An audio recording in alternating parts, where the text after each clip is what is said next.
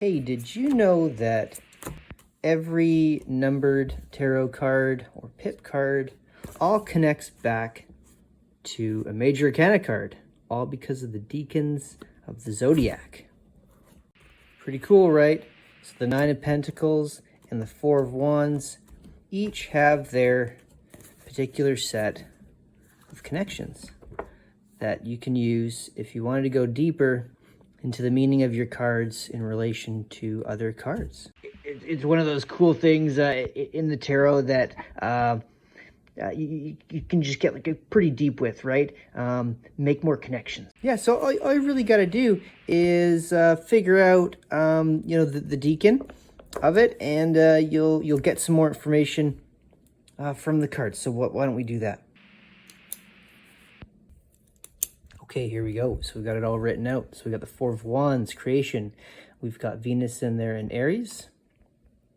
And then the Nine of Pentacles, you've got also the Empress, which has Venus, but also has Hermit with Virgo in there as well. So you've got some pretty cool connections with just two cards. You may think that just having two cards is somewhat limited, but it could give you a whole bunch of information once you get deeper into the decans of each of the tarot cards.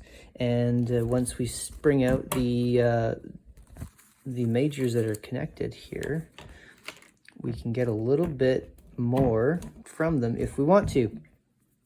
Because each of the major cards, we'll pull out the Empress, they've also got their Hebrew alphabet symbol on them as well. So you could extend that a little bit more.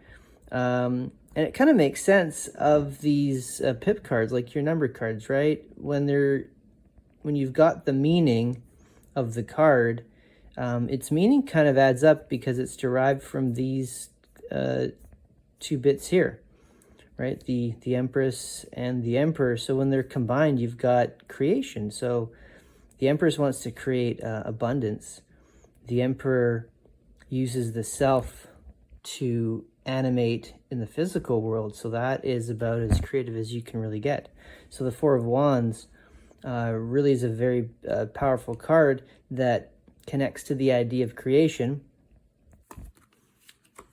But it's nice to see how you've got the major arcana cards that connect to make that happen, the Emperor and the Empress.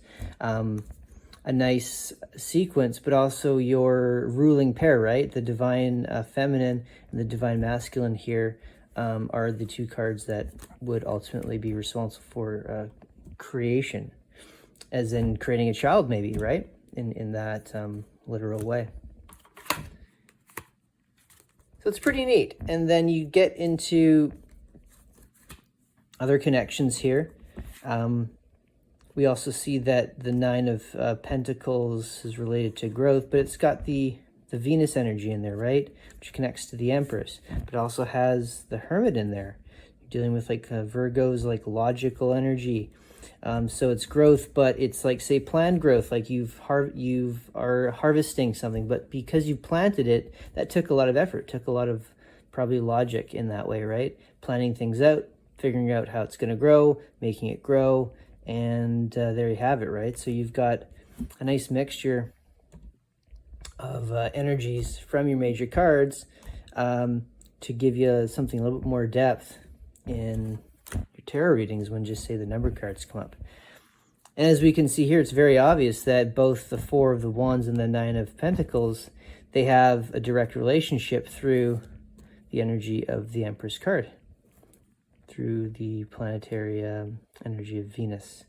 So there's a sense of like creation and nature coming from these two cards. So even though they're from opposite suits and they don't really empower each other, they actually empower each other through the decans of the tarot and the relationships found underneath the surface meaning and names of the cards. Pretty neat. Pretty cool, right? This is the PathandTarot deck, and I'll see you in the next one.